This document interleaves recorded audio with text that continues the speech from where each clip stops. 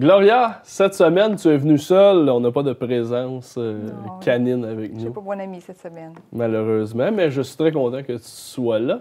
Tu me parles de deux auteurs cette semaine. Tu me parles de qui? Je vais commencer avec le livre ici, Présumé intouchable. Oui. C'est le dernier tome de la trilogie Présumé. On avait Présumé insoumise et Présumé indécente. Ici, c'est Judith Bannon qui... Ben oui, c'est mon auteur préféré. Ton auteur préféré. Ta cousine en passant. C'est ça, ben oui, c'est ça. C'est pour ça que c'est ma préférée, mais parce qu'elle est excellente aussi. Oui, elle est excellente. J'ai lu un de ses livres. Je l'avoue, je ne lis pas beaucoup de livres, mais je n'ai lu un, puis j'avais capoté. Oui, effectivement, elle est vraiment bonne.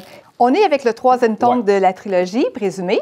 Le premier tome, c'était Présumé insoumise. Le deuxième tome, Présumé indécente.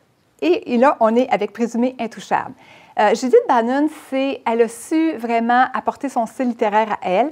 Et premièrement, c'est une personne que j'ai rencontrée lors d'un café-rencontre à la librairie que j'ai organisé. C'est une personne charmante. Elle a une formation en enseignement. Elle a une maîtrise en éducation. Elle aurait pu écrire, comme elle dit elle-même, des livres un peu plus intellectuels sur son domaine. Elle a décidé d'écrire, de composer son propre style littéraire, c'est-à-dire qu'elle va avec le suspense, l'érotisme et le chick lit pour faire son style. Elle voulait écrire pour nous faire décrocher, pour nous divertir, et c'est réussi. On y croit vraiment. Le côté lecture coquine vient vraiment, vraiment renforcer le suspense. C'est pas du tout déplacé, c'est pas du tout gratuit. Les deux styles vont ensemble et c'est ça sa force, c'est qu'elle a autant d'aisance dans le suspense que dans le côté coquin. Les deux viennent se compléter. Il n'y en a pas un qui se démarque plus que l'autre. Les deux, on sent la tentation et le côté coquin vient renforcer le suspense. Comme ici, là, dans cette série-là, on est dans une firme d'avocats. Il y a 3 avocats. Le premier tome, c'est un avocat qui tombe sur le champ d'une cliente. Le deuxième, c'est l'autre avocat. Et dans celui-ci, c'est le troisième avocat. Chacun à leur tour. Chacun leur histoire, mais comme tu me disais, Ordonne, c'est des livres qu'on peut lire dans le désordre aussi. Oui, c'est le fun pour une trilogie. On n'est pas, si on lit le troisième, on n'est pas perdu par rapport à l'histoire. C'est vraiment facile de se retrouver. Ça, c'est un avantage, effectivement. Parce que souvent, je pense que ces personnages ils sont dans tous les livres les mêmes, mais chacun devient à leur tour le personnage effectivement. On n'est pas perdu. Là.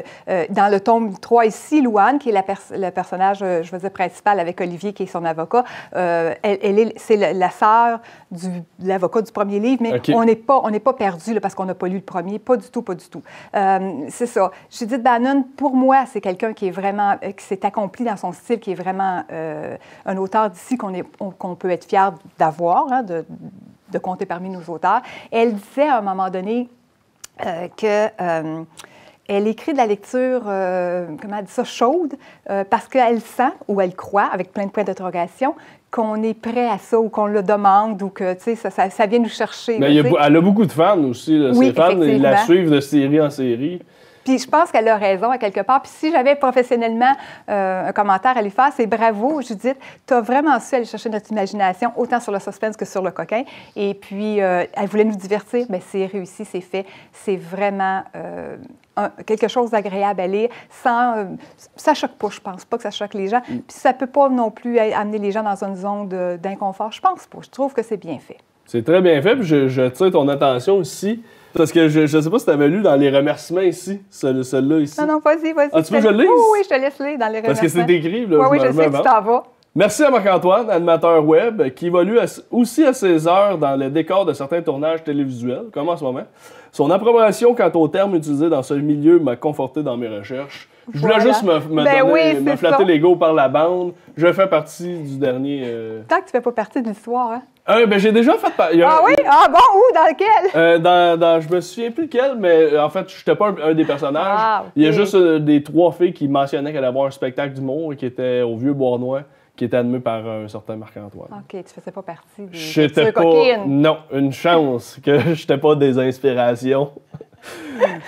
De ma cousine. On change de registre. On change de registre. On s'en va dans les pains apéro. Ben oui, là, on change complètement. Oui, mais ça peut accompagner là, la soirée. Tu sais, bon. Je trouve que c'est approprié. Hein, il fait froid. Quoi de mieux qu'un pain? L'odeur du pain, ça aussi, ça vient aiguiser les sens, qui cuit. C'est des recettes, tu regardes dedans, c'est des recettes très, très faciles. C'est marqué facile ou assez facile. Ça a l'air meilleur qu'un pain Subway. 2-3 ingrédients.